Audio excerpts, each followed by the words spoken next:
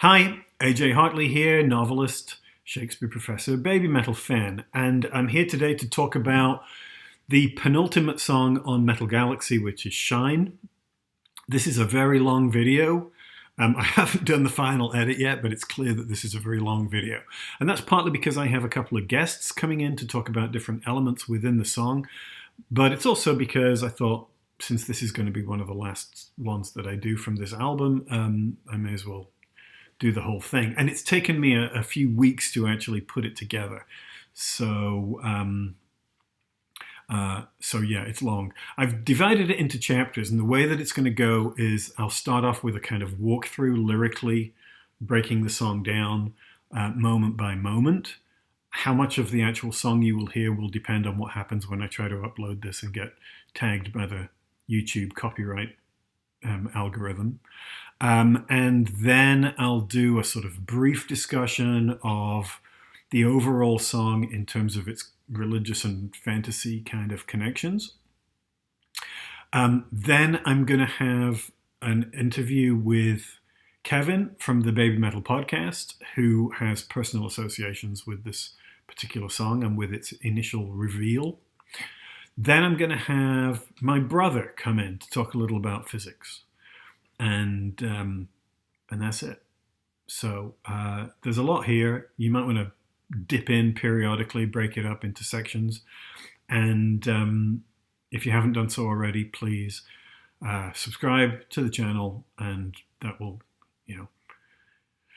one way or another help me to see that people are actually watching and make me want to do more. I've said this before, but I'll say it again. I don't make any money off these videos. A couple of people have suggested that I was somehow, making cash off it.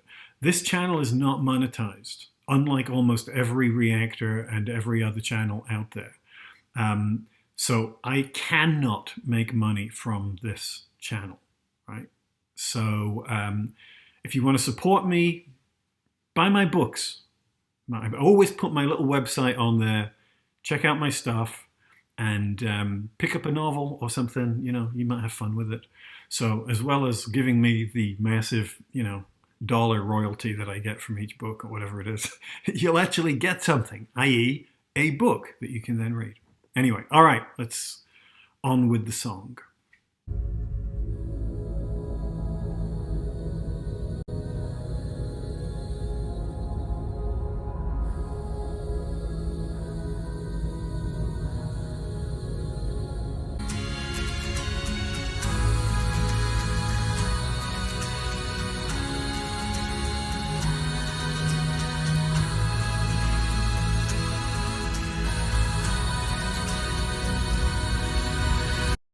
Okay, before we hit the main part of the song, I should say a couple of things about that. For one thing, it's so far as I know, the only baby metal song that uses acoustic guitar, which is really unusual when you think about it.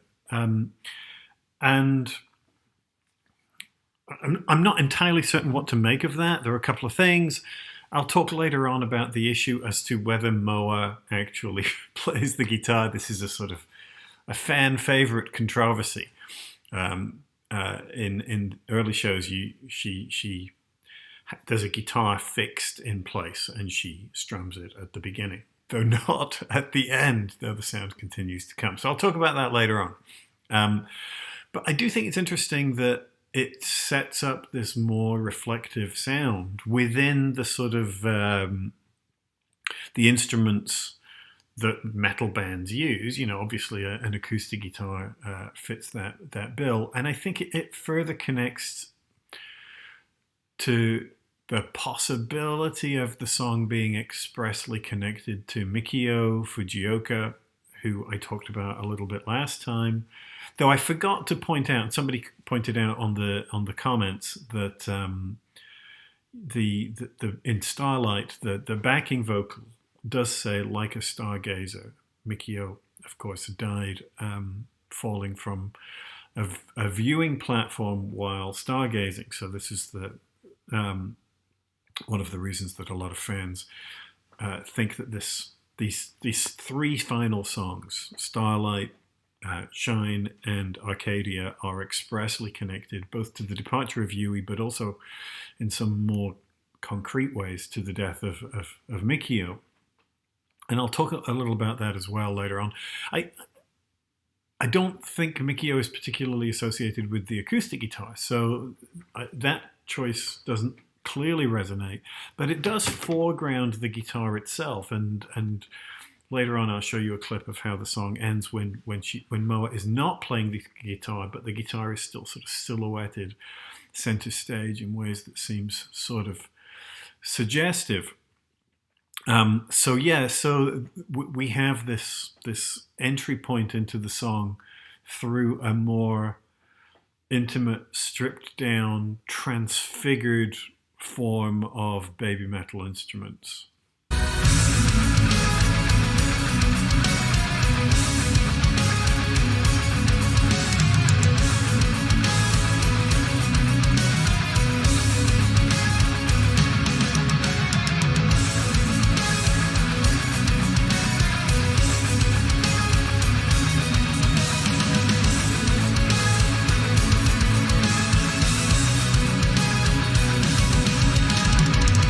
Okay, so, this is a very atmospheric song. This is a song that you really want to just watch and listen to in its entirety. I'm not going to do that. If I just try to respond to it without talking, it will get blocked. I've learned this by hard example. And I know that a lot of reactors do this anyway, but I think that a lot of their videos are being blocked in Japan. And since a lot of my audience, somewhat surprisingly, is in Japan, I don't want to do that. So I am going to break it up. What I would recommend is that you take whatever I have to say about the song for what it's worth, in that sort of analytical, deconstructive sort of way, and then you just watch them and listen to the song by itself. Because, you're not going to get the emotional impact of the song, and I think the song does have a lot of emotional impact, but it's not going to have it when I keep sort of stepping in and interrupting it. So we have in that sort of first stage moment, a lot of smoke. There may be some dry ice in there as well, but it doesn't tend to hug the stage, so it's tending to sort of lift and dissipate, which I think is sort of appropriate for the content of the song. And these fairly sort of abstract movements between the support between Moa and, is it Riho? This is a combination, a video made from a couple of different shows. So anyway, so let's get into the lyric.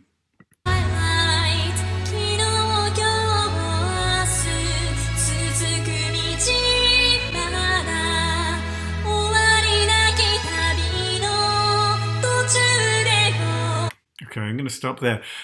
Partly because I tend to rely, where an official version of the lyric exists, I tend to use that as my sort of core for responding to the song. It gets a little tricky sometimes.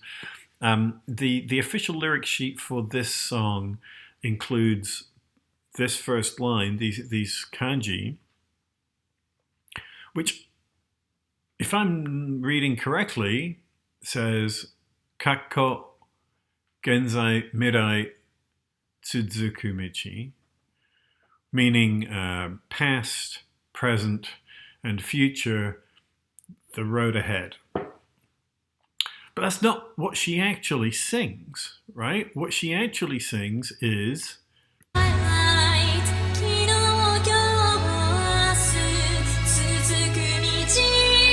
Kino Kyo Asu Tsuzuku Michi, which have very different kanji, which means yesterday, today, and tomorrow. I realize the distinction between yesterday, today, and tomorrow, and past, present, and future is negligible, but maybe worth pointing out. I think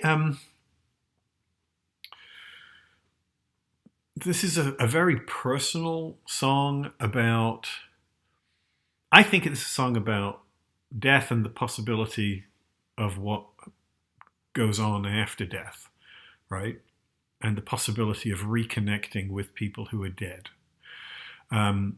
So in a sense, past, present, and future tends to have this big epic scale, whereas yesterday, today, and tomorrow is more immediately human and personal because we tend to experience time in a smaller scale. Difference is minor, but maybe a little bit more personal. I think I've said this before, but I often, when I listen to this song, that line from Philip Larkin comes into mind about, though our element is time, we are not suited to the long perspective. We're not good at looking at our lives in their entirety. We tend to sort of make things very small, moment to moment. That makes it all manageable. If we start finding ourselves looking at big splotches of time within our own lives, it gets overwhelming.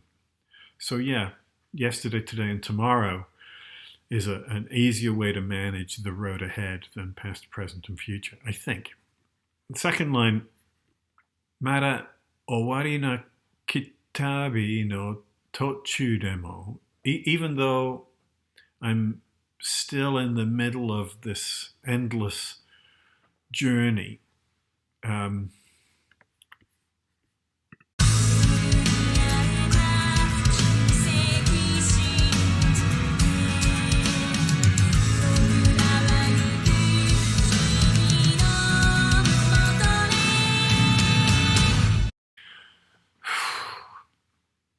This is going to be really hard to talk about.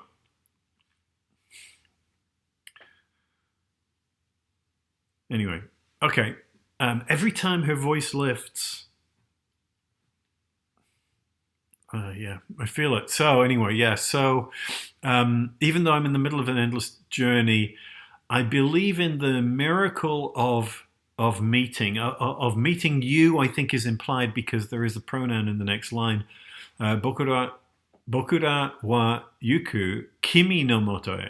Kimi means you. So Bokura, we're coming to the place where you are. Now, this is about as clear as the song gets. So I think, it's worth stepping back for a second. And whether we're thinking about Mikio specifically or other absent, specifically dead people, this is the way I'm tending to think about the song. There are probably broader ways to interpret it that don't necessarily involve that, but it does feel that way to me.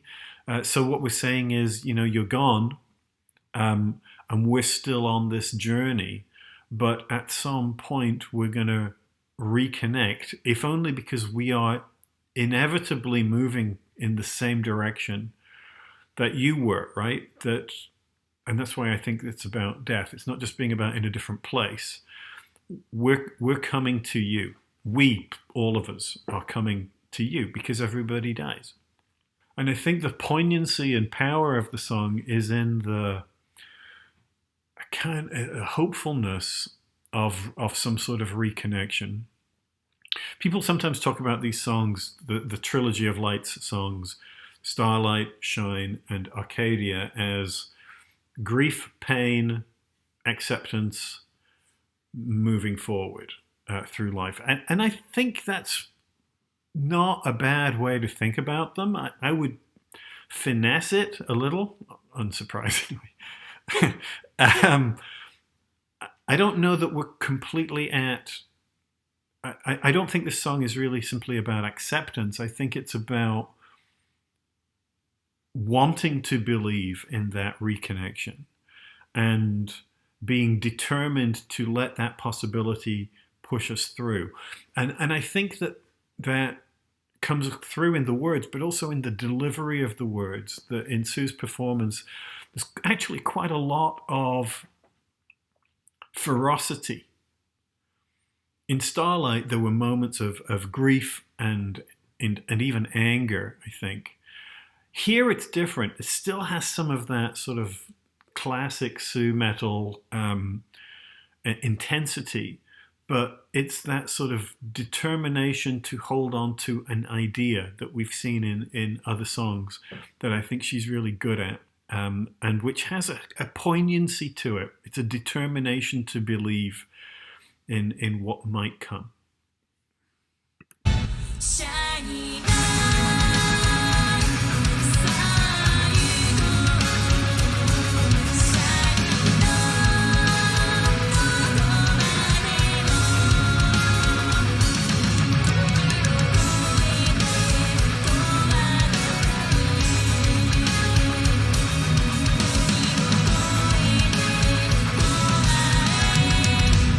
So Shining Light, Sa Yuko, come on, let's go. Shining Road, Dokomaremo. Dokomaremo is a tricky phrase. It's a bit like Itsumaremo, which means sort of endlessly. Itsu meaning when, doko meaning where. So it has a similar. And Itsumaremo is a phrase that we've heard in other baby metal songs. Amore, right? Yes. And I've seen Dokomaremo translated in a number of different ways in this song. And I've seen it translated as nowhere, which I think is wrong. Wherever, which is closer. But I think the idea is sort of, it's more of a sort of shining road which is stretching on forever, right? It's an image of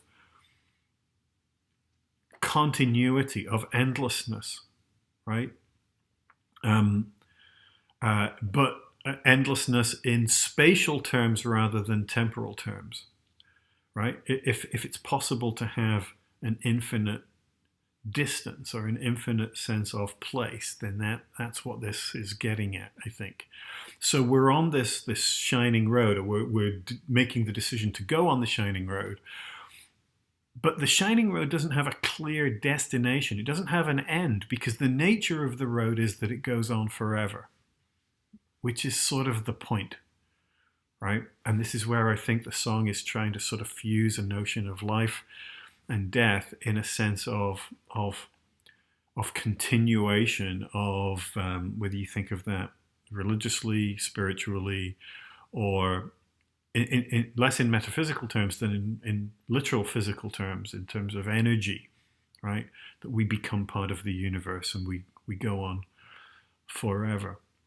Toki o koete towa no tabi, a journey which is beyond time and space into eternity. And then the last line,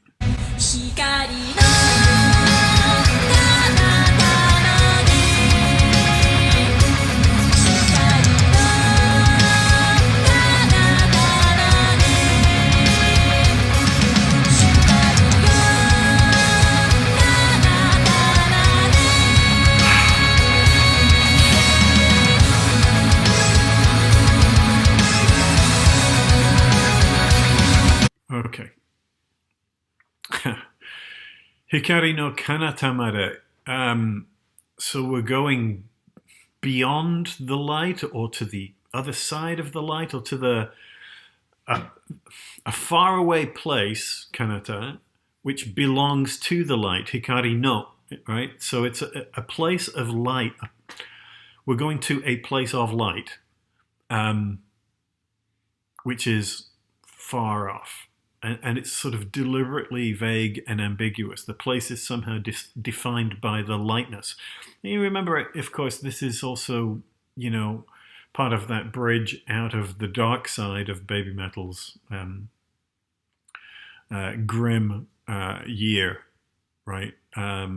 Of embracing a kind of darkness, an idea that I think had been planned well in advance, but had then been sort of given specificity and focus and urgency by Yui leaving the band and Mikio dying. So we're now moving away from the dark side into a place which is not just in the light, but is somehow defined by it, belongs to it, and is almost an abstraction.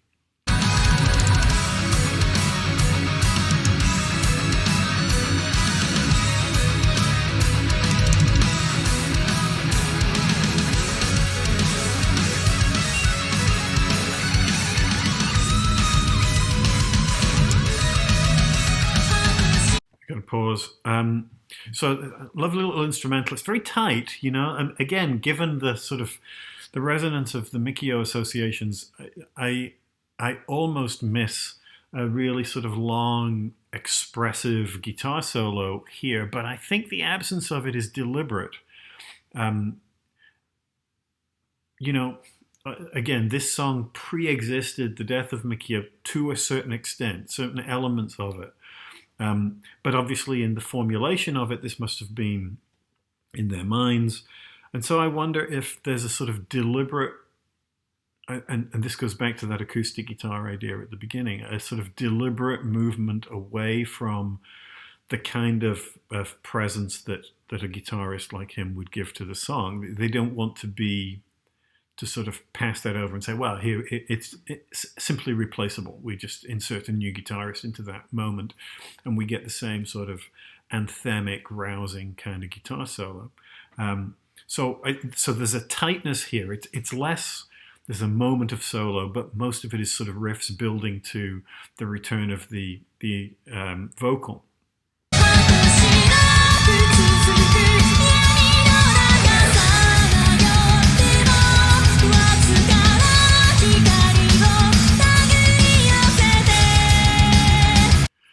Hata shinaku tsuzuku, endlessly on and on.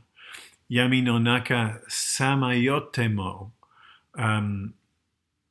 though I continue to wander in the darkness, right?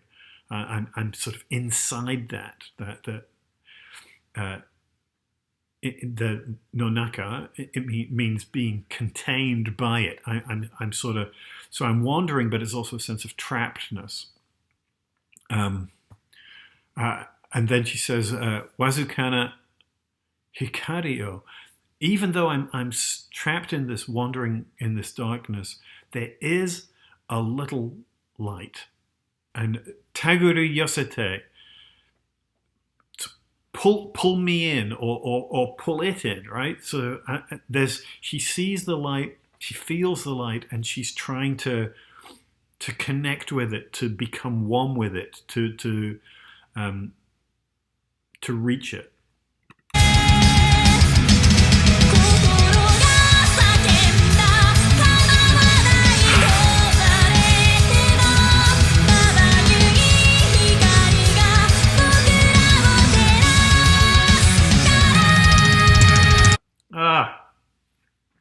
This is what I mean about that ferocity, right? The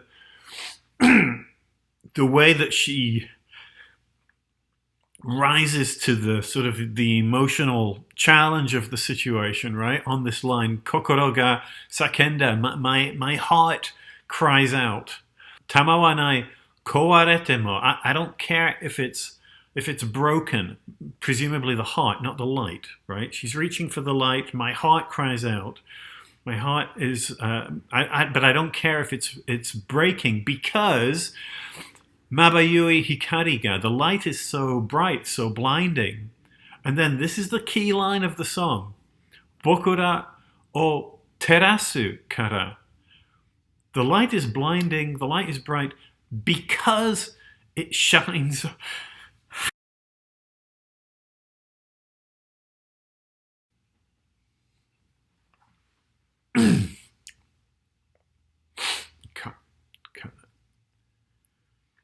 The light is blinding because it shines on us. It's not just that the light is bright, it's because the light is directed towards us. This is where the sort of note of optimism, but you hear the desperation in her voice, right? The desire for this to be true.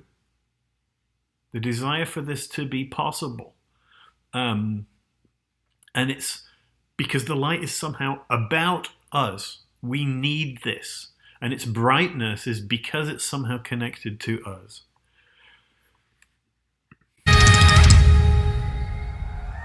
Shiny star.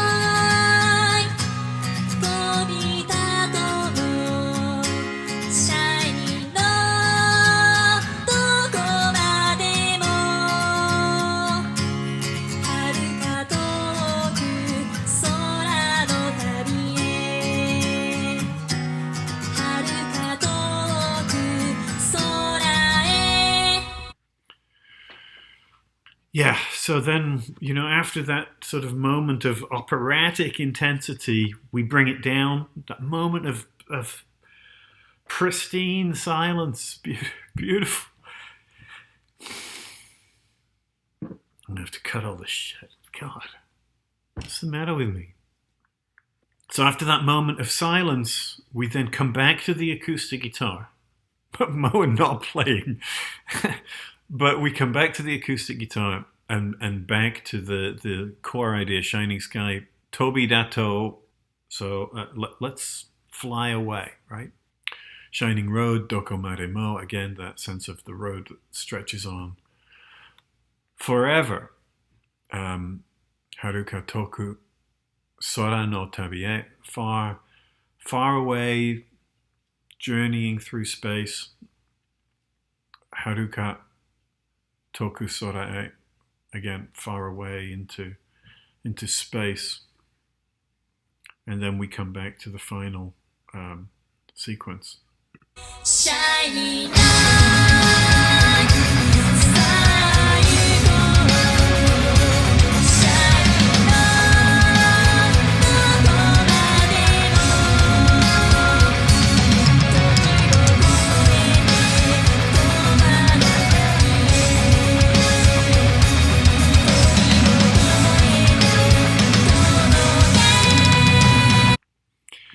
That last man, yes. So that's the new element. The first part does the same thing. It almost sounds like she says shining night rather than shining light, but I've never seen it transcribed as shining night. So I kind of like the idea, that we're in a world of stars, and it's the night itself that has that sort of shining quality. Shining light or night, Sayuko, come on, let's go. Shining road, Doko Maremo, as we've talked about. And then Tokio Koete Towa no Tabi, journey beyond, through time and space, journey into eternity. Tokio Koete Toroke. Somehow being delivered beyond time and space, right? So there we get that hint of some sort of conclusion. All the images in the song have been about eternity and forever and things ongoing, but at the end here we also get that sense of some kind of conclusion, a sense of being delivered, right? It's like coming home or reconnecting, finding this sense of so the journey has an end, and I think Arcadia is going to pick up on the nature of that end to a certain extent. But we move through this, though the journey is also itself continuing, but we're still sort of, so there's a paradox, right? That the journey is endless, but there's some sort of stage at which we conclude a stage of it or something. I think that we're connected, we're sort of, meeting again, and then we continue on in whatever form we continue, right? And that lift at the end of when a voice goes up is on that toroke, which is the new word, right? To be delivered.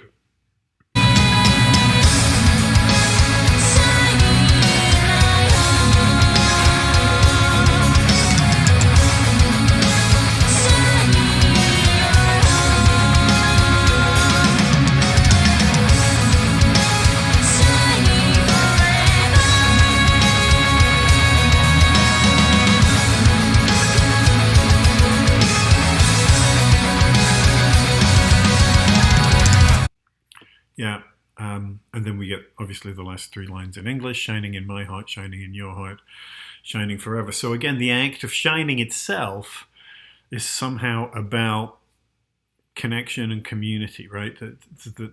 Like the line before about the light being bright because it's somehow reflected onto us, and that's why it seems so brilliant to us.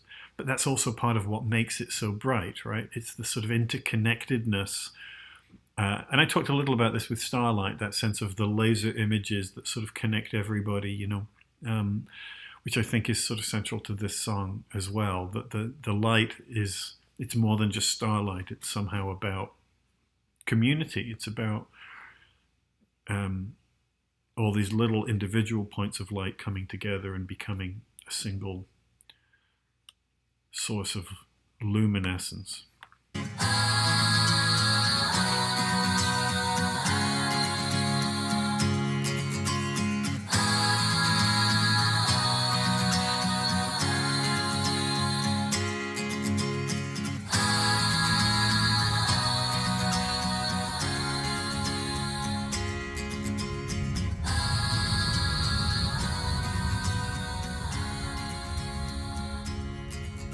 Yeah, doesn't get much better than that. Let me say something about the image of the Earth and the Sun. The eclipse, I think, is interesting. You know that we begin in darkness, right? That the light is being sort of blotted out, and then in the course of the song, we move into that sort of we see the full brilliance of the light, which fits with the lyric of the song. But then at the end, we go back into the eclipse. But now, what's really clear in the eclipse is that the light never goes away. You still have that halo effect around the planet, so that even in darkness, there is that sense that the light is still there and will at some point become brighter. And I think also one of the things that you notice at the end is the way that the girls come together as a threesome, you know, reminiscent of like Ijime Damezetai, or something, the way that they would sort of come together as a group, that they're all doing the individual things, but there's a sense of community which kicks in at the end. Also reminiscent of the One, which is musically quite similar, I think, as well.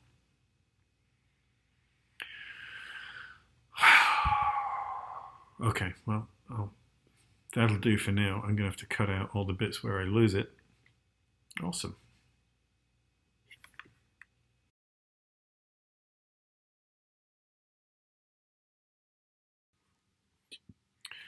So when we look at the whole thing, I think, you know, we see this is a song about absence and transition and coming towards somebody. You know, I think I'm reading it fairly specifically in terms of death, and particularly in the light of Mikio's death. But I think the song can be read a little more generally than that.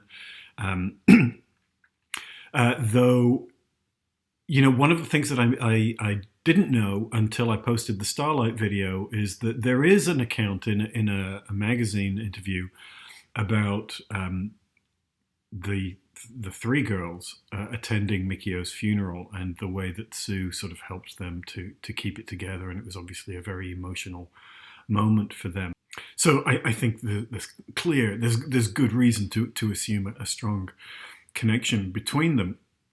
But I also think that if we're thinking about the song in terms of death and rebirth, or continuity beyond death, right? The song is about transition.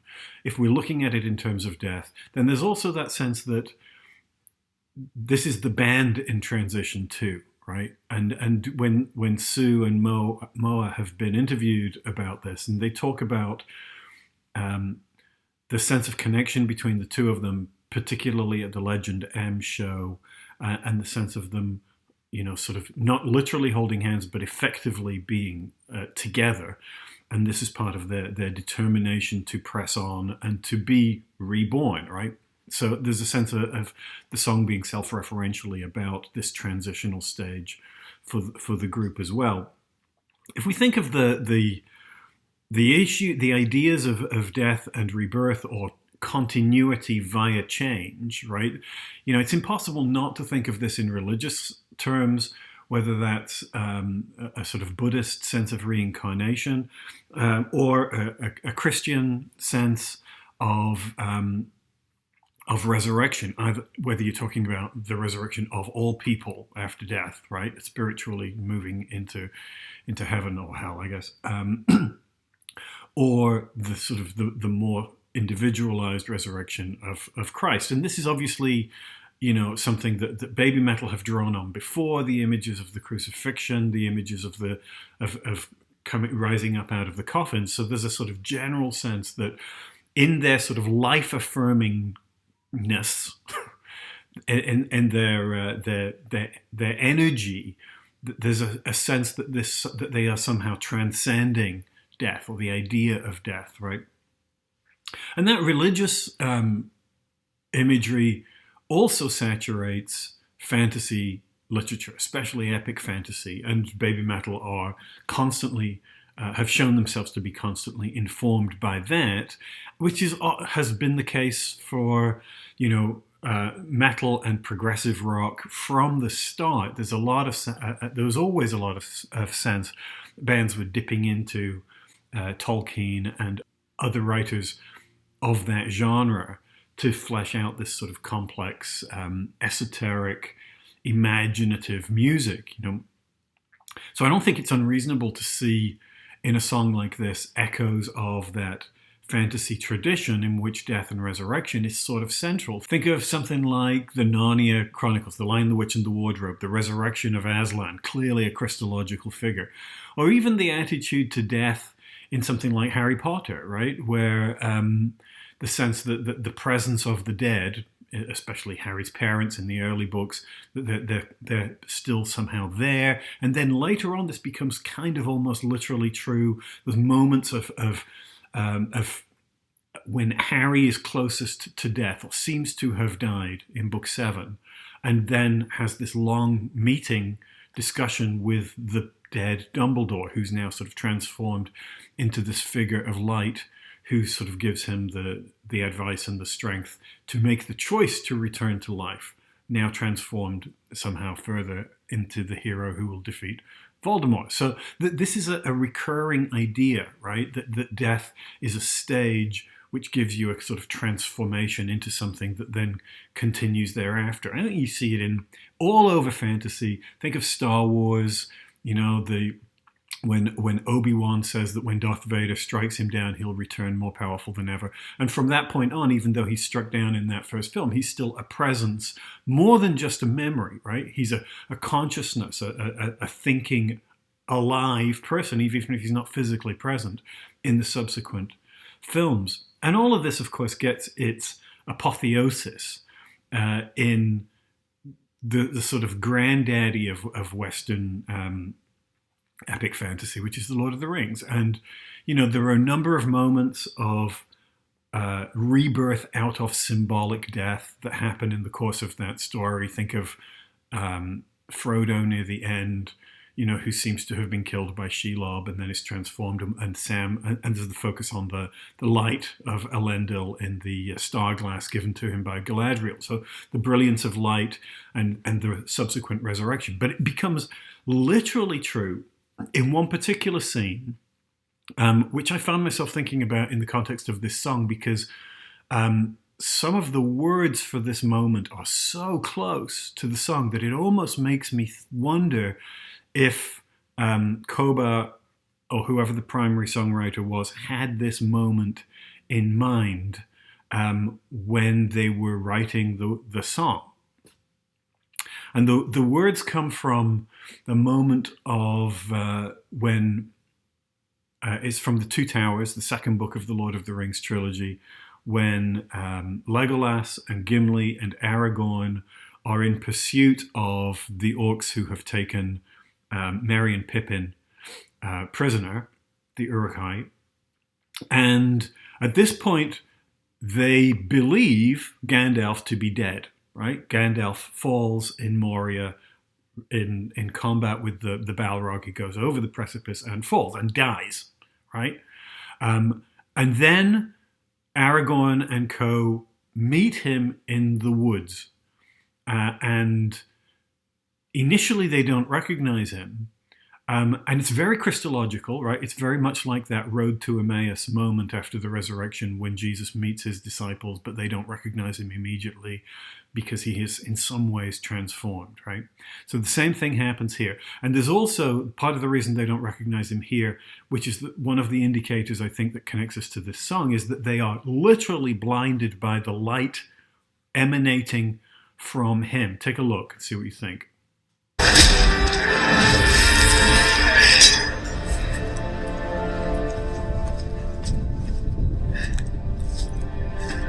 You are tracking the footsteps of two young hobbits. Where are they? They passed this way the day before yesterday. They met someone they did not expect. Does that comfort you?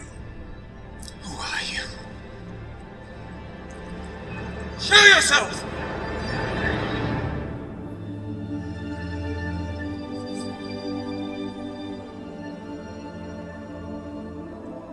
It cannot be. Forgive me. I mistook you for Saruman. You fell. Too far. and water. From the lowest dungeon to the highest peak, I fought in the battle of Morgoth.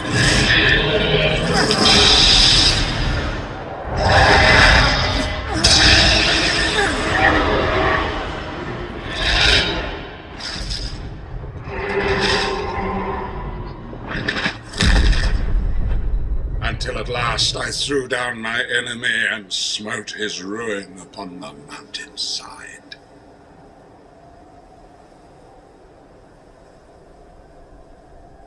Yeah. Darkness took me, and I strayed out of thought and time. The stars wheeled overhead, and every day was as long as a life age of the earth. But it was not the end. I felt life in me again. I've been sent back until my task is done. Gandalf? Yes. That was what they used to call me. Gandalf the Grey. That was my name. Gandalf. I am Gandalf the White. And I come back to you now, at the turn of the tide. It's fascinating, isn't it, that the imagery includes that sense of being out of time, but also of stars and transformation, and that moment where Aragorn calls him Gandalf, and he has to sort of remember the name because he's now somehow different, but is a sort of salvific, heroic figure who has returned from death to lead them on, right? Is this clearly present in the song? I don't know. It feels very resonant to me, and I'm not saying it's necessarily, oh, he was actually thinking of this scene, Koba was thinking of this scene when he wrote the song, because I think, as I said, that this is a kind of an archetypal idea, right? This idea of transition and coming out of death and such is something that is deeply woven into a lot of primitive culture and everything that evolves from it. So this is just me thinking aloud about that element of it.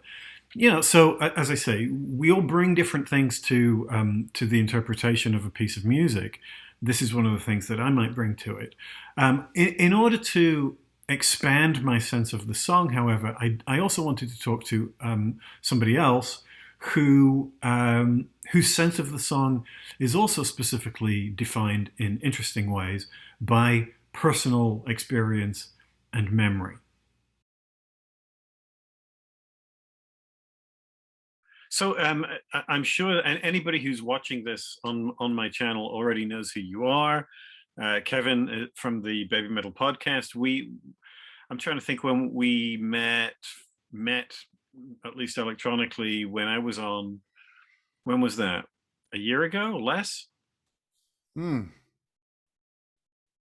was that? I'd have to double check. It's been about a year, I think. I think it's about a year. It might have been early of this past year. Yeah. So right. how long have you been doing it now? We have been doing it since 2017, 18?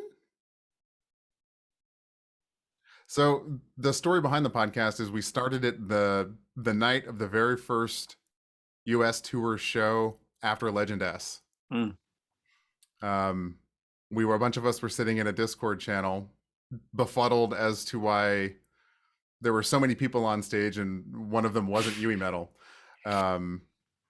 Somebody in the call actually called Muse USA. So we listened to that, and then we were just, hanging out, talking afterwards. And somebody suggested we should just do a podcast, and that's just kind of how it began. So whenever that is when we started, and we've been going ever since. Cool. I'm kind of the last remaining person of that time. Paul and Maggie have joined later. But yeah. So that's what, 3 years? Almost 4? Yeah. Almost, yeah, something like that. Yeah. And you and I met in person in Atlanta a few months ago for Dragon Con, which was fun. We did. That was great. That panel Yeah. was awesome.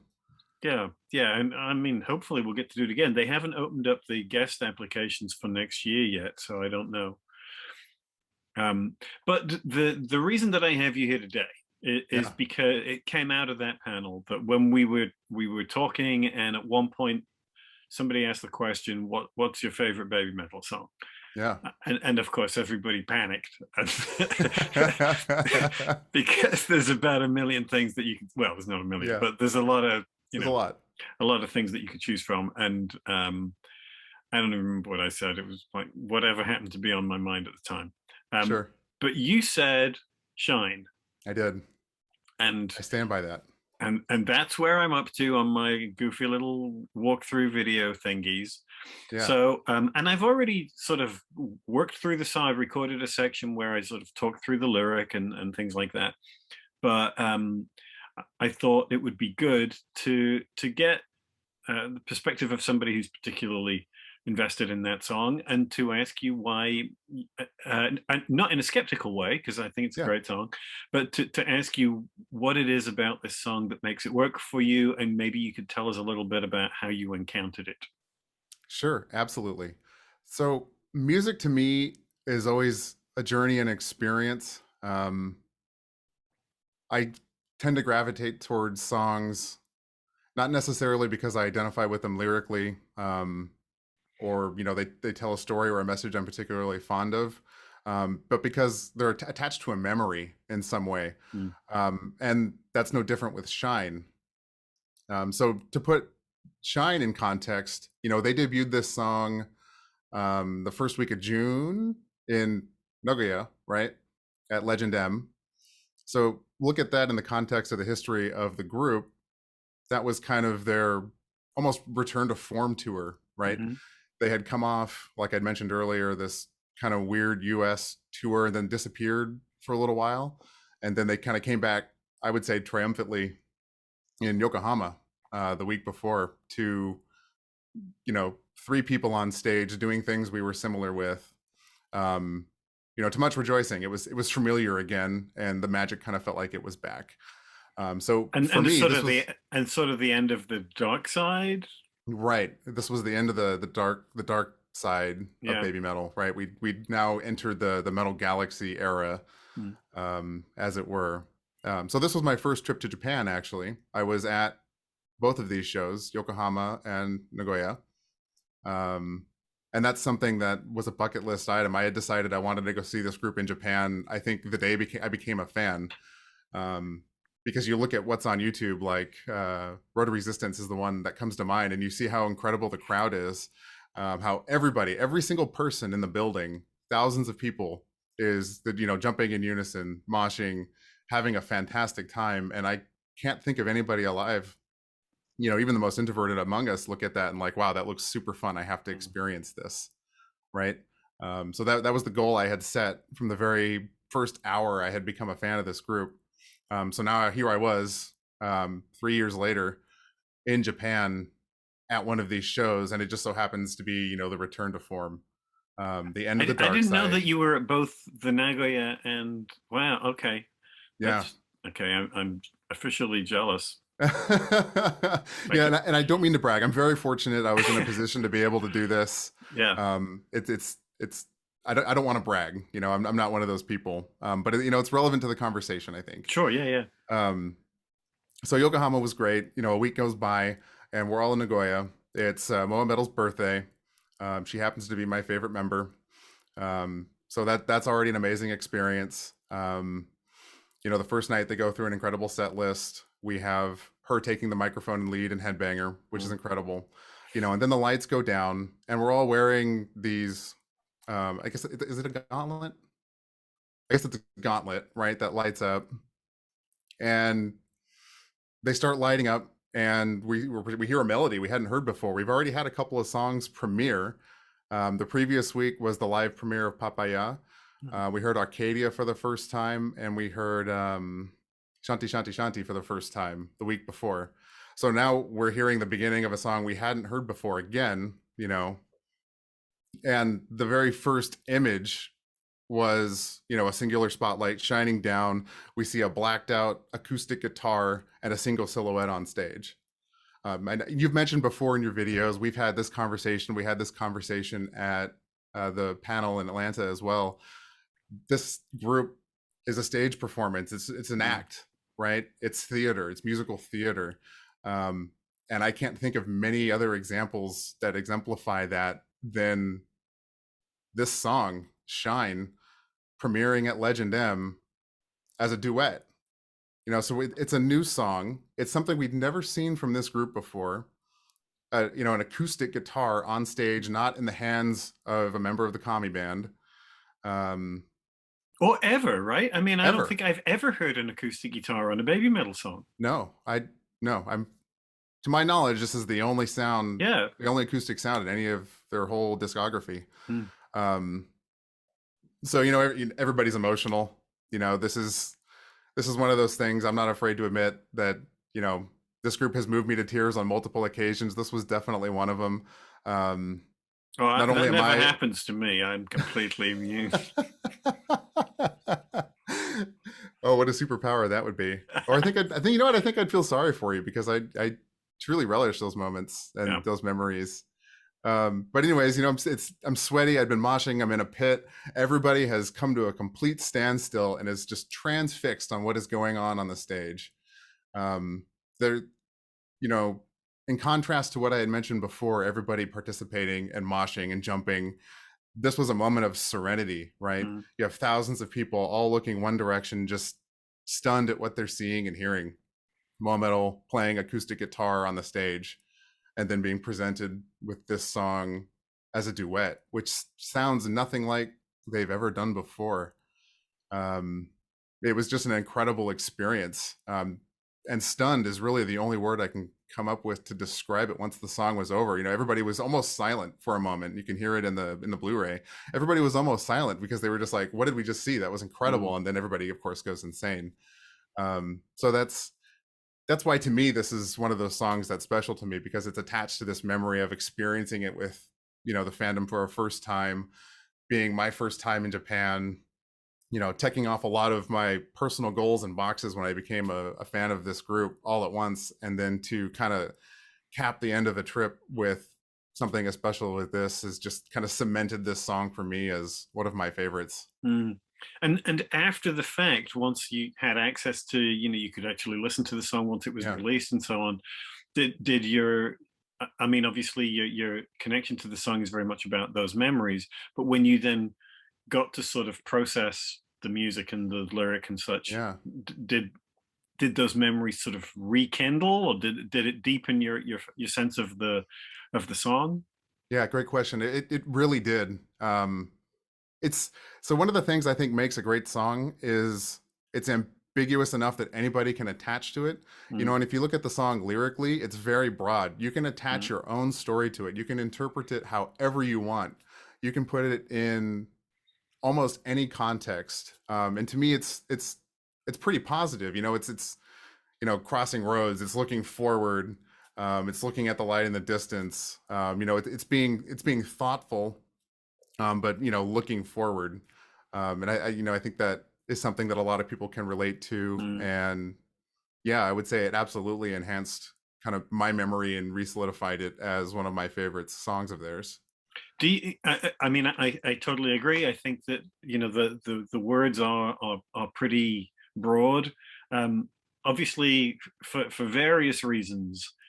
I mean, I tend to read this very much as a song about death and about absence. And I wondered if that sort of chimes for you at all, or whether, the sort of the things that they had gone through about, Yui leaving the band, but particularly about death of Mikio, whether those things resonated for you as well. Yeah, that absolutely resonates with me. I think a lot of fans, myself included, draw the same connection to Mikio, to Yui leaving. I hadn't really, I guess indirectly, I had thought of it as a song about death and kind of moving beyond that. But that's not something I'd actually actively thought about.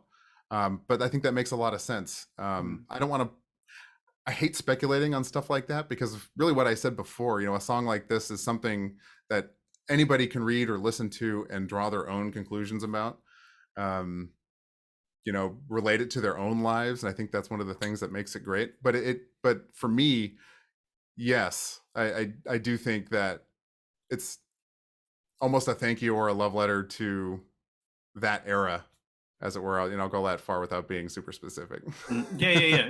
No. I mean, and I agree. Of course, deconstructing and suggesting what I think it means is kind of what I do. So I'm kind of in a box here. I'm like, nah, it can be anything you want. No, it can't. It's got to be what I bloody say it is. No, of course I don't mean that. I totally agree, and I think that it's interesting when looking at the words of the song. I as I say, I feel the sort of presence of the idea of death in a positive way, right? Yes. In a sense of sort of looking forward and reconnecting, or transcending mortality somehow, but of course the word death does not appear in the song. There's nothing that concrete. It's an overall sort of tonality in that sense, and there is a line or two about saying we will meet you again in the future. Yes. So there is, I think there's enough concreteness in the lyric to suggest that this is a song about absence and reconnection somehow. Yes. And I think that matches visually. We talked about the theater of this group when they perform live, and look at the visuals they use when they're performing this song, right? It's the dry ice for where they are, but their backdrop is always a larger picture, a galaxy, a shining star, very bright shining star. Yeah. Which you can draw a parallel to death, especially in Western culture. Walking into the light, going into the heavens, that kind of thing. And to Mikio's own sort of stargazing and so exactly. on, and that silhouette of the guitar on stage, which is not an image that you ever see in a BABYMETAL video, other than that, right. That at the end, the sort of the guitar is still there. It reminds me a little bit of, what was one of those super groups with like Roy Orbison and, was it Traveling Wilburys or something? And when one of them died, they would leave the chair empty. They recorded a video with the, and they were singing, but there was still an empty chair. And to me, it has that kind of association as well, that the guitar is still there, the music is still there, even if that person is not, Yeah. For me, this goes back where I guess this contradicts what I wanted to do before, and it's not walk myself into a corner here, but for me, it's a song about Mikio. Okay. And I want to say that just because I agree with you about the guitar, the imagery of the single guitar on stage. And I remember not long after the visual of that made it to the internet, that guitar, that particular model of guitar, is extremely similar to one of his acoustic guitars that we have a photo of him playing. Oh, really? I didn't know that. Yeah. I think we determined it wasn't the exact same model guitar, but it's really close. It's really close. I just saw, I don't know if I'm sure you have, I saw a video the other day of other members of the Kami band with Omura playing what looks to be Mikio's guitar, Mikio's pink electric ESP. I guess it's an ESP guitar. I think it's an ESP, yeah. In a sort of tribute, and he's just sort of weeping throughout. It's kind of an extraordinary thing, but yeah, that sort of connection within the band. And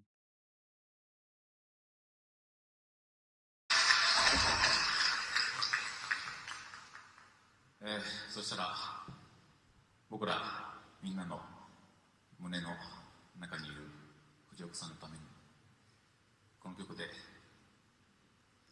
終わらせていただきたいと思います。お願いします。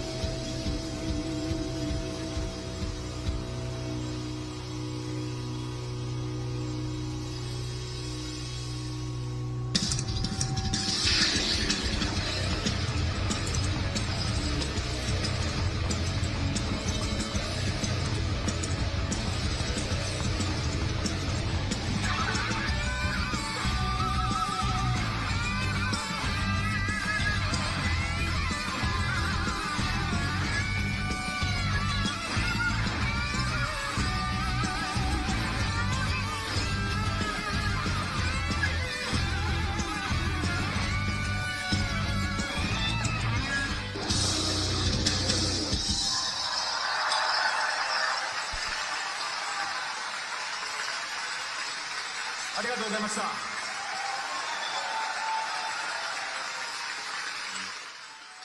They've been touring with that pink guitar. It's usually brought out for Gimme Chocolate.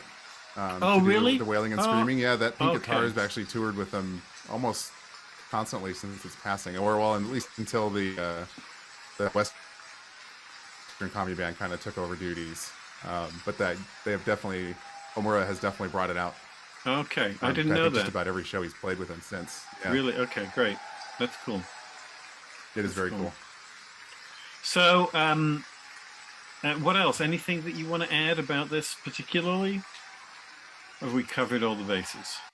Of course, you know my videos. If there's nothing left to say, I'll say it anyway. Yeah. For like another half hour. Yeah. You know, I think it's worth mentioning, you know, they only did this once, this particular performance of Shine. We didn't see it again until the Forum in LA, where they performed it as a trio with, I think, Riho. And it had a completely different vibe for me. Paul from the podcast actually really, really loves this performance. And I mentioned that because I think it speaks to the power of seeing this kind of music and material live, because it didn't hit the same way it hit for me in Japan. Just because it felt like just another song. It kind of lost. I thought what they did was so special that when they did it in a way that wasn't that, it didn't have the same gravitas, as it were. That's interesting. I mean, that video that you're talking about now is the one that I just used to do my little walkthrough of. Okay. So unfortunately, I don't have a response to the duet version, but maybe I'll see if I can dig one out. I can hook you up with that. Okay, yeah, maybe. Legitimately, not like some sketchy black market thing. Yeah, not. I can help you out there. Okay, I do think if you haven't seen it, I think you'd be doing your video a disservice, and I'm sorry if I'm overstepping it by not watching it. Okay. Yes, then connect me, and I'll include at least a sample of that. So before I let you go, where do we go from here? I know we've been having this conversation for about 6 months, but I wonder if your position or your sense of things has changed or evolved at all. What will the new year bring? Yeah, that's the billion yen question, isn't it? I stand by my stance that I don't think they're done. I don't think you build up, release an album, do all this live stuff, and just turn it off on a whim. We've talked about, and I've really hammered the point home, that this is musical theater. So walking up a staircase to end an era in such a way is not the first time they've done that. They've always come back stronger. So I don't think that signifies the end of a journey and an end of a group. I do think they're going to come back. I think the pandemic really put them in a corner, just like a lot of us, right? Through their plans in a work, out the window. I'd be shocked if there isn't new music coming our way as soon as they can start promoting it and touring again. We know from interviews with BABYMETAL that he's got tons of other songs that he's written throughout the years in his little notebook that we haven't heard yet. So I look forward to someday maybe hearing those. And I think we'll start to see activity again once they feel comfortable traveling again. Yeah. They can only do so much work in Japan. They need to be overseas and traveling, and that's kind of their bread and butter and how they've grown their group and their brand by doing these big tours in the US, Europe, and Asia. So once they can do that safely, I think is when we'll start seeing them. This is traditionally a dead period, right? This time December through April. They've done stuff in the past, but it's been sporadic. I wouldn't really expect to hear anything until Fox Day, if we have something on Fox Day here, April 1st. Yeah, I don't know if you saw the video that I just did on Cis Anger, but it was the first time that I had thought about the use of the word seal in the context of the way that they use that little quote from the Book of Revelation at the beginning of Cis Anger, and the breaking of the seal, which is the unleashing of what comes next. So I thought, in the context of that, I thought it's interesting that they choose the word seal, where the only time they've used that before is in the image of breaking it to release what was previously sealed up. You know what I mean? So, Right. Yep. so that's my wacky theory There, for the day. there's a plan. There is a plan. There's got to be a for plan. for as much hate and ire as fans love to throw Kobe Metal's way, Not from me. not for me either. He's a genius. There's always a plan. I don't think they're making it up. And a great example of that being the Dark Side was planned years ago. That had nothing to do with Yui leaving the band. So that things like that give me faith that they're going to come back stronger. It's going to be great. We just got to get everybody healthy and safe enough to travel. Indeed. Yeah. Good. Well, on that note, thank you very much. I really appreciate you taking some time to chat, and I hope we get to see each other in person again soon, and maybe at a show. Absolutely. Thanks so much for having me. This was fun. All right. Cheers, Kevin. Thank you. Yep. I'm a man of my word. Kevin said check out the Legend M performance, so here I go checking out the Legend M performance, knowing full well that I'm not going to be able to show all this in the video because it will absolutely get blocked for copyright infringement. So I'm not certain what you're going to finish up seeing, but I'm just going to record myself watching this. That sounds like gripping entertainment, doesn't it? Yes. Here we go.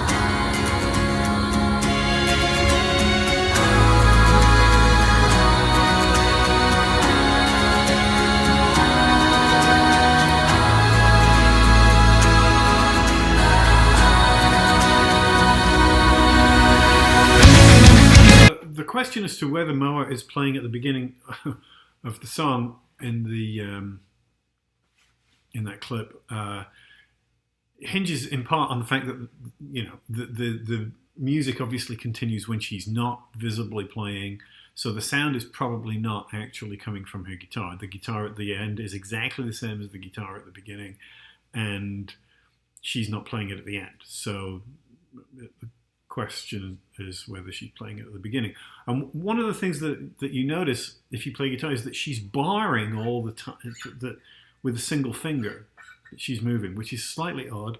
That what she's playing is basically an A, B, and D flat, right?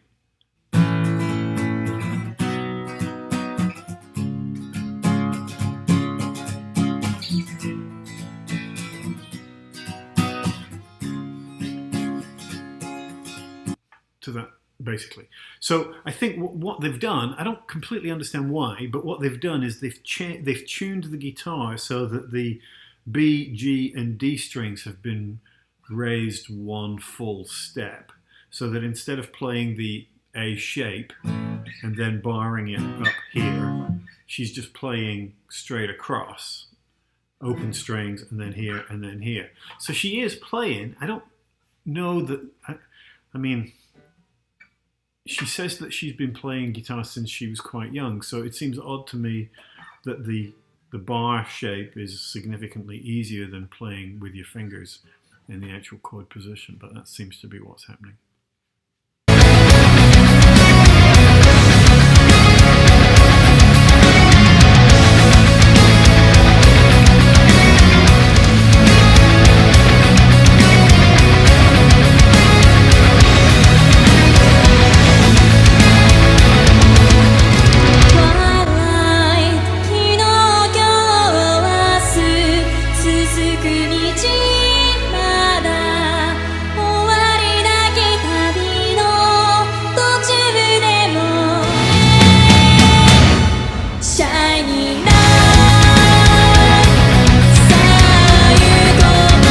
Yeah, well, he's right. The focus on the guitar makes all the difference, and it becomes about the chemistry between the two girls and the presence of the guitar and therefore the absent guitarist. I don't think there's any question. And it does, I think, become very much about where the band are now, in the absence of Yui, that the sort of bonding between the two of them, of Sue and Moa, really comes through. Because elsewhere in this show, obviously they had Riho as the third member, but in this it's just the two of them, and that's, yeah, makes all the difference, man.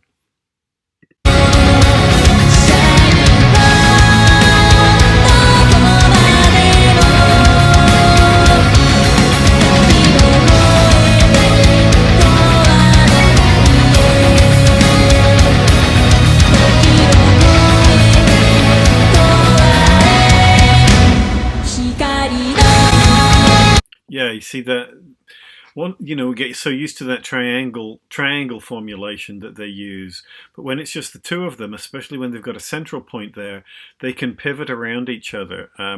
An actor at the Globe Theatre in London referred to this as balancing the plate acting, right? Because he was talking about what it is to play on a thrust stage as opposed to a proscenium stage. A proscenium is flat, and a thrust sticks out into the audience, and there's sight lines on 3/4 of the 3/4 round of the stage, right? So you've got people in front of you and to the sides, and you have to play.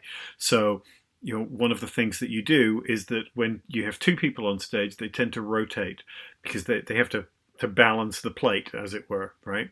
So, and you notice how much of the eye contact, instead of going out to the audience, is going at each other, but they make sure that they stay engaged with the audience by doing this rotational thing. But it really does emphasize the relationship between the two of them, and it's like the guitar is the sort of fulcrum around which they pivot.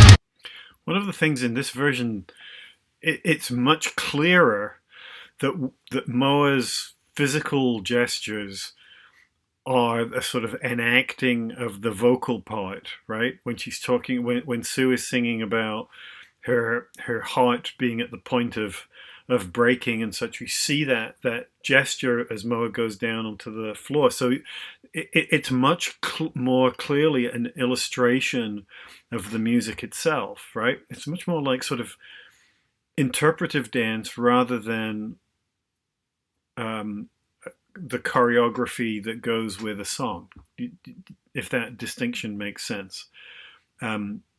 It's much more sort of pictorial, and there's a different kind of intensity to it. Shiny sky, 飛び立とう Shiny road どこまでも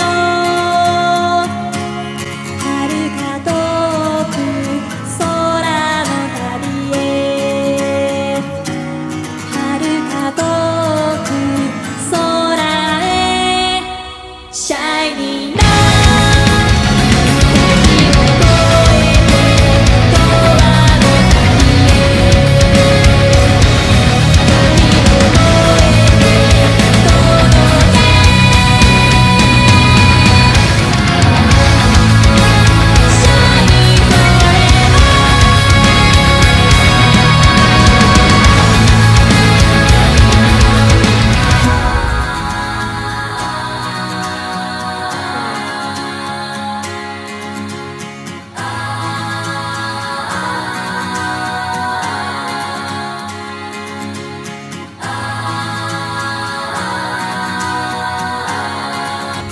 Yeah, that's a great final image. The two of them with their backs to the audience progressing. It's reminiscent of the stairway image that we saw with the recent re-release of the one, the acoustic one. What is it? Stairway to Legend. What is it? I forget. but yeah, that sense of the two of them coming together and the presence of the guitar visually and audibly as they sort of move up into the dark, but also into the light, right? It manages to do both. Yeah, that's pretty compelling. It's pretty great.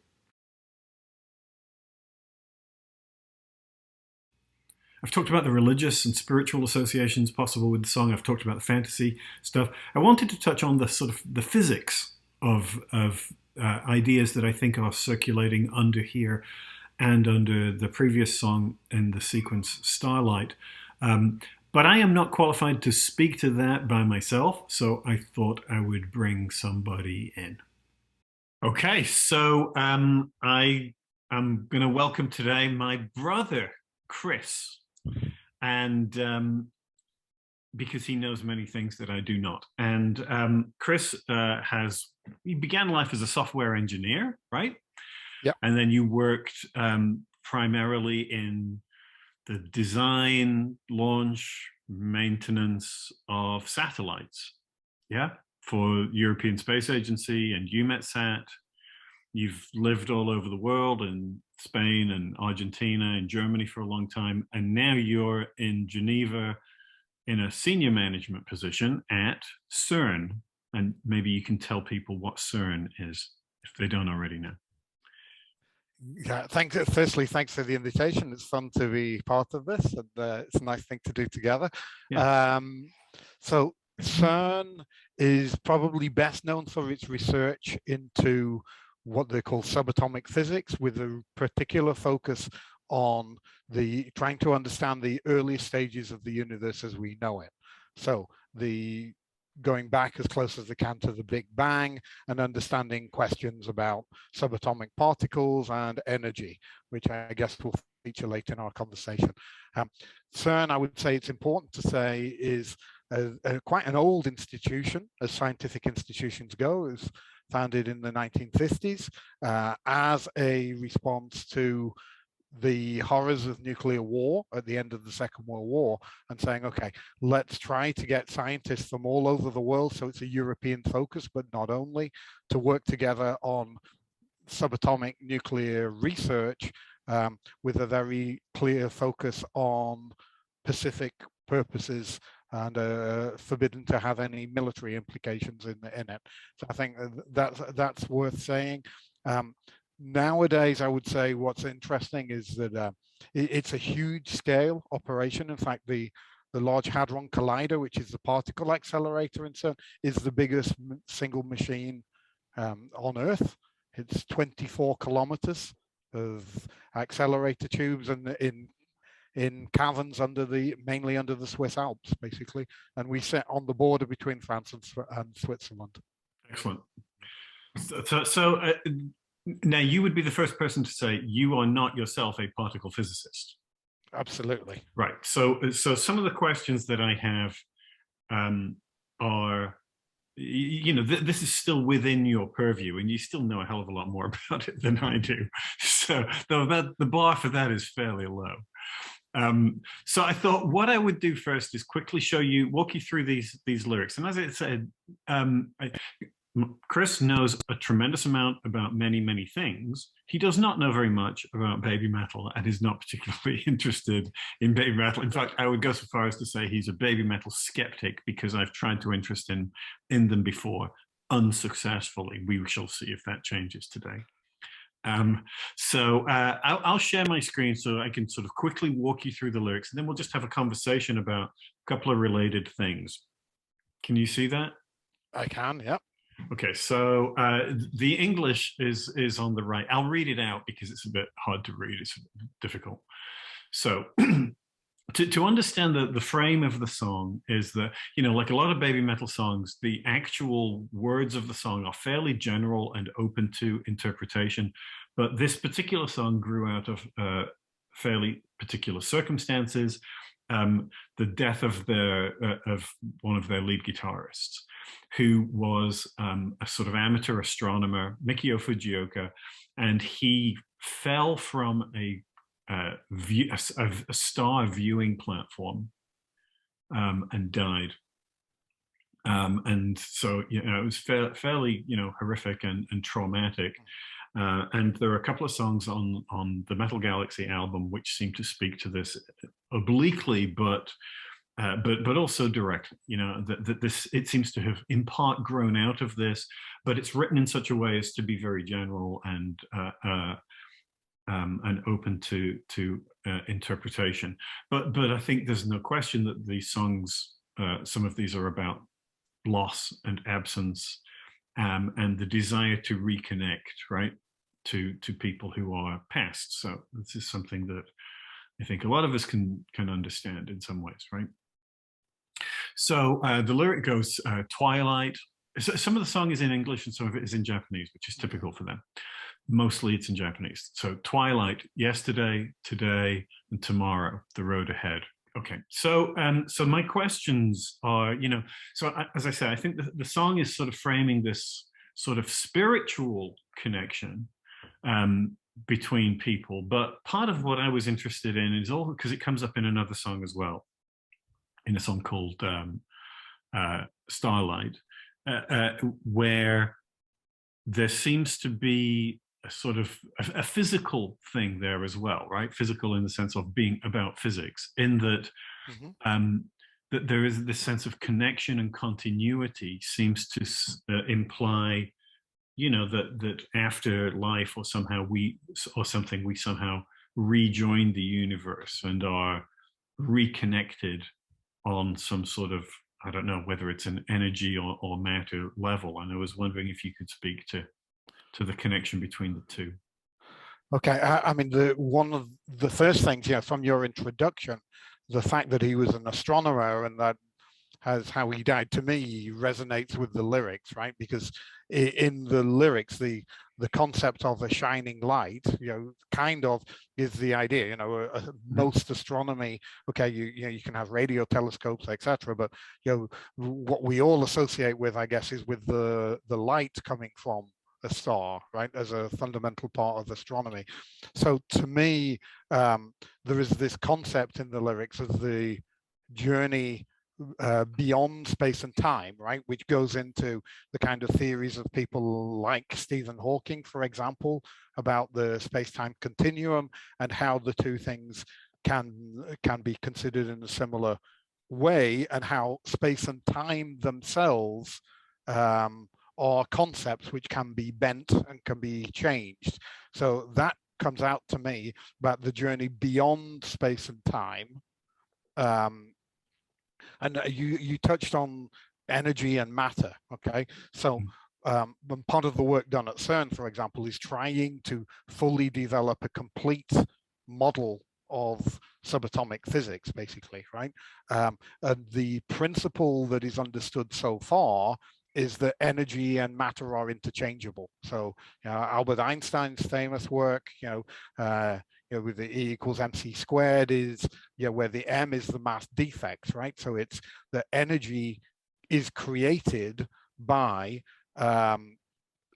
mass being changed into energy multiplied by, and here we come back onto it, the speed of light squared, right? So you have this concept of light as, you know, a source of conversion in that sense as well, and you have the matter you know, can be converted into energy, and so one can consider in that sense that the energy and matter are kind of interchangeable.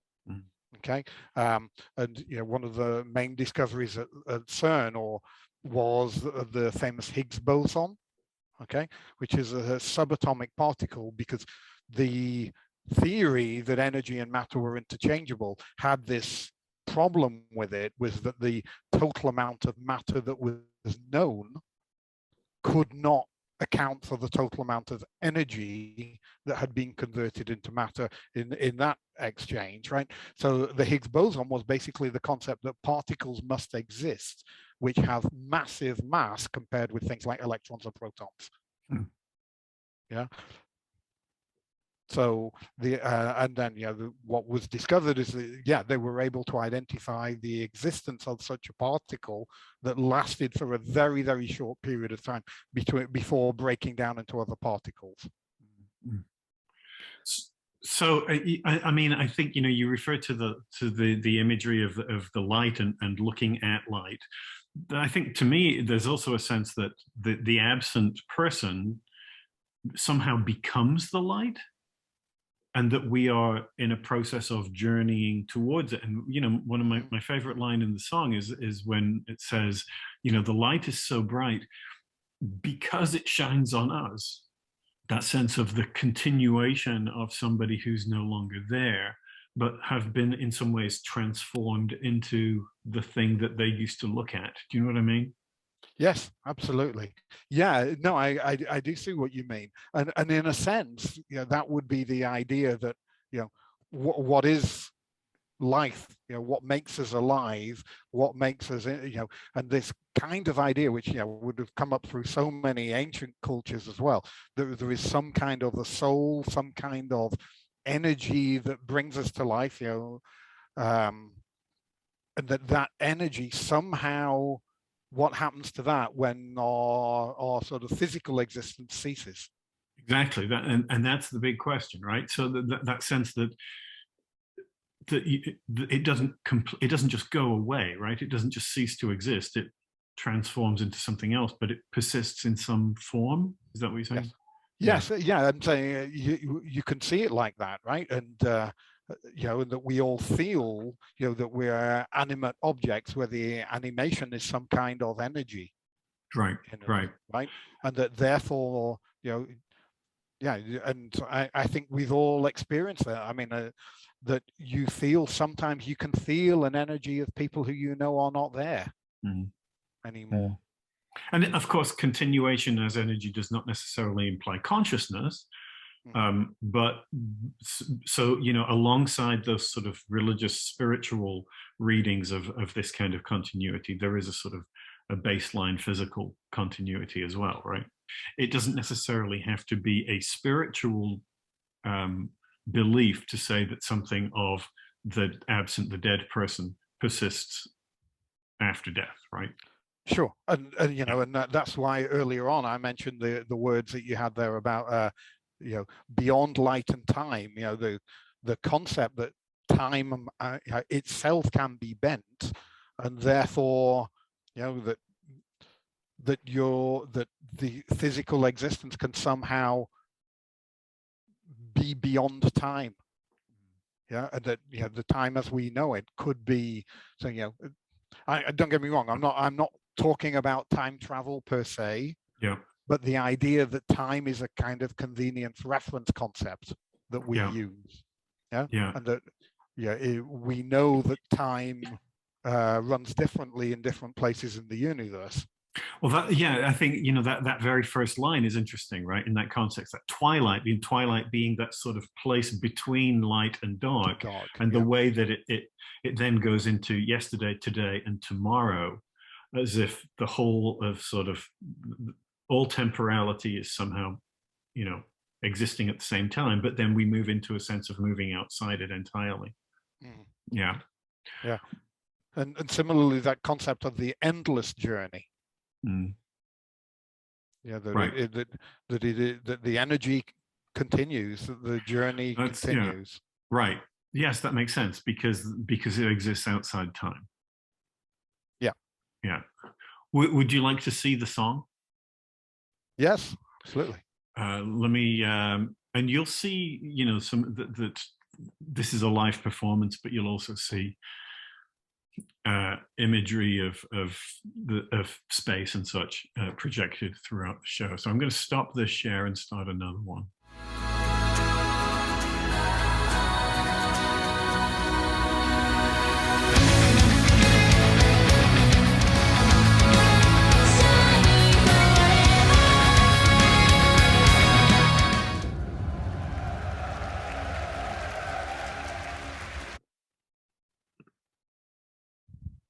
So what do you think of that? I mean, it's interesting. It's very sort of theatrical, I would say. It's a real performance, isn't it? It's not, but certainly to me, you said the focus on the guitar. I mean, straight away, the guitar strikes me, on the sort of, I don't know, whatever it is, a microphone stand that's been used to hold the guitar up or whatever. To me, that's very clearly set up as a sort of antenna. Like an telescope, okay. telescope, a telescope, a large scale telescope Interesting. system. That to me, that's that kind of pedestal with then your reception device and something pointing out. The kind of That's the idea that that's pointing upwards. And then clearly there's a lot of astronomy going in there, right? A lot of light also on the video screen and what have you. And you notice also that the audience all have like a gauntlet, a glove that lights up. I noticed the lights. I didn't know what that. They were all like centrally controlled. So whatever. Baby Metal often do this. So that when you get a ticket, you get something that you take in with you, and it's frequently sort of rigged to light up at a key moment or something. Sure. Yeah. Some of the bands do that as well, don't they? Yeah. But it has that sort of that sense of sort of continuity and creating that sense of a kind of galaxy within the arena. Yeah, and the reflection of the sort of stars images on the video screen being sort of reproduced amongst the people. Yeah. So what else? Any other thoughts? I think as well there's that the clearly is a sense of in the video. There's clearly a sense of that the person and the astronomy are interrelated, and there's this concept of a kind of an eclipse. But even when the eclipse is going to like a total darkness, that results in more energy, more light being displayed. Somehow. Yeah. So to me, that's kind of interrelated, and that feeds back to what you said earlier, right? About this concept that the universe is the sum of all the energies somehow in it. If you see what I mean? Yeah. I think it's sort of poignant, but there's also a kind of a willful optimism. You know what I mean? A sort of a desire to believe in that kind of some kind of continuity, some kind of persistence of some kind of something that makes it all worthwhile. That too, yeah. No, because from the stage performance, at times is very kind of traumatic, very kind of deep sadness, despair, but it sort of comes back into a continuity. Yeah. Cool. And it's kind of sci-fi movie, but not quite at times. Yeah. I was wondering that some of the lyrics and some of the things that are going on somehow kind of in my mind potentially make some references to older sort of early rock music as well. The concepts of things like a long and winding road, and the concept of being blinded by the light and all this kind of stuff is somehow in there as well to me. Yeah, of course. But maybe I'm looking for that. Well, partly, but I do think that they tend to be very self-conscious about references to other material, though they often are references to Japanese artists, expressly. Sure. And of course, sure. When we're working from a translation, when the actual words might not be quite as close, because translating from Japanese is always somewhat imprecise, but I think that sort of that sense of referentiality and in a way being part of both a sort of global and cosmic community, which is temporal as well as spatial, I think is absolutely what we're talking about, right? That right. There's the sense of looking forward and back, which they do a lot, and of course these are the last songs off, and the name of the album is Metal Galaxy. Okay. So, and there's that interplay between the sort of acoustic guitar. It starts very acoustic and then sort of more metal, right? Yeah, it's actually the only Baby Metal song to feature an acoustic guitar. There you go. Yeah. Because the guitar is central to the whole thing, right? Right. Exactly. Yeah. Well, I won't keep you. I know you All have, right. festive things to do. So, but I appreciate you sharing your insight and My non-physics specialist and yeah, and non-CERN indulgence. official opinion. Yes, of course. Of course. All right. I'm not sure Well, that CERN has an official opinion on baby metal. I'll try to find well, they out. probably should. I think CERN should have an official position on baby metal. Yes. Yeah. Excellent. Okay, All good right. to talk to you. Thanks. Yeah, you too. Thanks for sharing that. Bye. Bye. And that's it. Obviously, this has been incredibly long. So if you have watched all this way, thank you. I appreciate it. I would have cut it a lot shorter, but this is, one of the last ones I'll make. Certainly of this album, and who knows whether there'll be more because I've only got Arcadia still to go.